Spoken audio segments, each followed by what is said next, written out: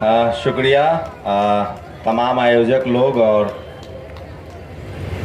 जो भी लोग हैं, जो लोग पिछली बार भी जिन्होंने इतनी मेहनत की, संसाधन जुटाया और समाज के लिए उनकी जो तकलीफ़ें हैं, इस देश के लिए जो तकलीफ़ें हैं, इस देश को जो मजबूत देश बनाना चाहते हैं, उसी कड़ी में सब आयोजन हो रहा है। और सबसे ज़्यादा शुक्रिया उन लोगों का जो उस तरफ बैठे, उनके लिए एक बार ताली बजा दीजिए। मंच के लोग, जो लोग कुर्सियों पर बैठे हैं, मेरी गुजारिश है मंच पर बैठे हुए लोगों से कि उनके लिए, जो दर्शक दीर्घा में, उनके लिए ताली बजा दीजिए। देखिए, मेरी उम्र ज़्यादा नहीं है, मैं काम भी बहुत कम दिनों से कर रहा हूं, लेकिन मैं एक ख़ास बात कहना चाहता हूं आप लोगों से। ये देश 2000 सालों से जातियों में बटा हुआ देश है।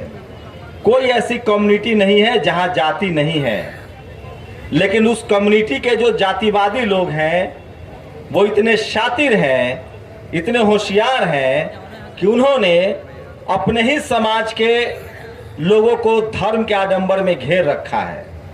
और कोई ऐसा कम्युनिटी नहीं है, कोई ऐसा समाज नहीं है जिसका ऊपरी वाला तबका जो है वो नीचे वाले तबके का शोषण नहीं कर रहा है।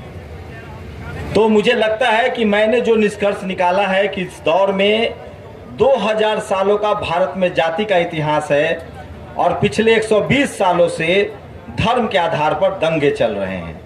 अब आप लोगों को तय करना है कि इस देश की जो सबसे बड़ी बीमारी है वो जातिवाद की बीमारी है या सांप्रदायिकता की बीमारी है।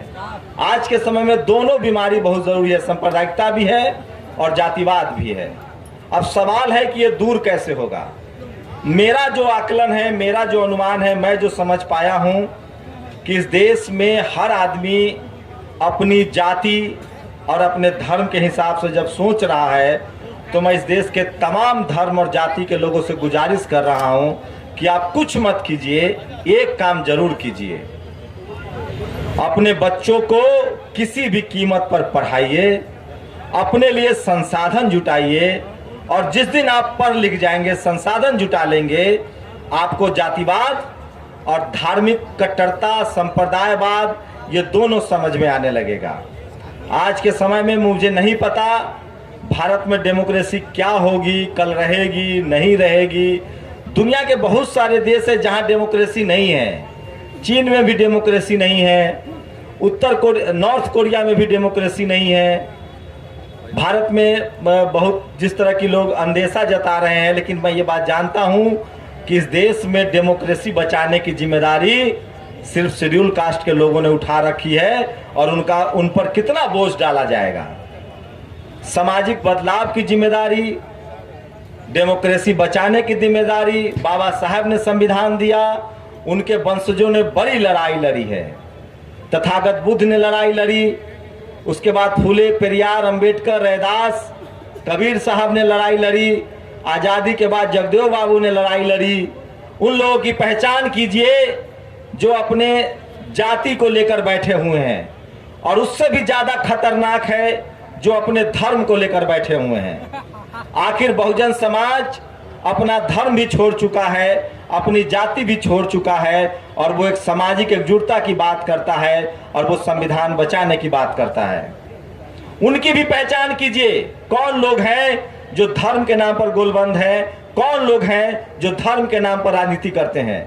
और उनकी भी पहचान कीजिए जो कौन लोग हैं जो इस देश में जातिवाद बनाए हुए हैं और जो जाति की मलाई खा रहे हैं और उस पर बात भी नहीं करते हैं। आप लोग तय कीजिए, इस देश में सबसे बड़ी समस्या जातिवाद की समस्या है जो 2000 सालों से चली आ रही है।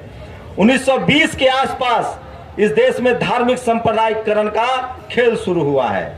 वो भी उन्हीं लोगों ने खेल शुरू किया जो लोग जाति के नाम पर मजे मार रहे थे। मुगलों के दरबार में कौन था दरबारी और कौन था राजा, उसकी जाति पता कीजिए। अंग्रेजों के दरबार में कौन था दरबारी, कौन अंग्रेजों को कह रहा था कि हम विदेश से आए हैं, कौन किताब लिख रहा था, उसका धर्म भी देखिए और जाति भी देखिए। और इस देश का जो 97%, चाहे वो किसी समाज का हो, किसी धर्म का हो, किसी जाति का हो, वो शोषित है, पीड़ित है, वंचित है, और उसमें उसके अपने ही समाज, अपनी ही जाति और अपने ही धर्म के लोगों का हाथ है जो उसको समझने नहीं दे रहा है। तो ये समझ में आएगा कैसे? इसका एक ही रास्ता है, फूले, पेरियार, अंबेडकर जगदेव प्रसाद, मानवर कांसी राम साहब, इन तमाम महापुरुष जिन्होंने उतनी ही किताबें लिखी, चाहे गुरु गोविंद सिंह हो, जिन्होंने किताबें लिखी हैं, जिन्होंने इस देश में नो रेस नो कास्ट, उन लोग की पहचान कीजिए। वो कौन लोग हैं जिन्होंने जाति और धर्म के नाम पर राजनीति नहीं की है, उन लोगों को अपना आइकॉन बनाइए। और जब आप इसकी पहचान करेंगे तब आपको लगेगा कि इसकी पहचान बिना पढ़े लिखे नहीं होगा। तो मैं आप सब लोगों से गुजारिश करता हूं कि राजनीति बदले न बदले, जाति धर्म की लड़ाई खत्म हो न हो, पता नहीं लोकतंत्र रहेगा कि नहीं रहेगा, संविधान बचेगा कि नहीं बचेगा।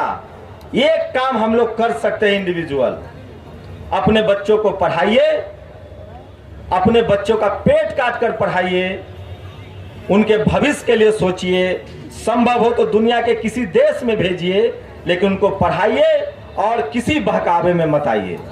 न जाति के बहकावे में आइए, न धर्म के बहकावे में आइए। ये इतिहास गवाह है कि जिन लोगों ने एजुकेशन व्यापार का रास्ता अपनाया है वही जीवन में खुशहाल है, और वही पॉलिटिकल पार्टी में सफल हो रहे हैं, वही धार्मिक रूप से भी उनको सम्मान मिल रहा है।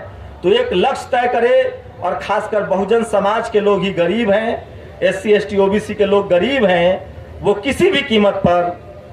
अब एक बात गौर कर लीजिए, इस देश में कोई भी कम्युनिटी हो, कोई भी धर्म हो, SC ST OBC उसमें है। क्रिश्चियन में भी शेड्यूल ट्राइब है, मुसलमान में भी OBC है, नहीं है। SC कहाँ है? मुसलमान में OBC कह रहा हूं, ध्यान से सुनिए जो सुनना चाहते हैं। SC ST OBC कह रहा हूं मैं। चाहे वो सिख समाज हो, वहां भी OBC है, SC है, मुसलमान हो वहां भी OBC है, और हिंदू हो वहां भी SC ST OBC है। मैं इन लोगों से, खासकर SC ST OBC के लोगों से कहता हूं कि जाति और धर्म के इस जाल से निकलिए, अपने बच्चों को पढ़ाइए, और जब आप पढ़ाएंगे तो आपको पता चलेगा कि जो आपको धर्म की चाशनी में डुबो रहा है वही आपका शोषक तो नहीं है। और इसको समझने के लिए आपको पढ़ना लिखना पड़ेगा। इसलिए संत गाडगे जी ने कहा है कि पेट काट कर, कम खाकर, किसी भी कीमत पर और कहीं मत पैसा दो, अपने बच्चों को पढ़ाओ लिखाओ, उसी में आपका मुक्ति का मार्ग है। शुक्रिया। वीडियो कैसी लगी आप अपने कमेंट्स के माध्यम से हमें बता सकते हैं, और चैनल को लाइक शेयर और सब्सक्राइब जरूर करें। धन्यवाद।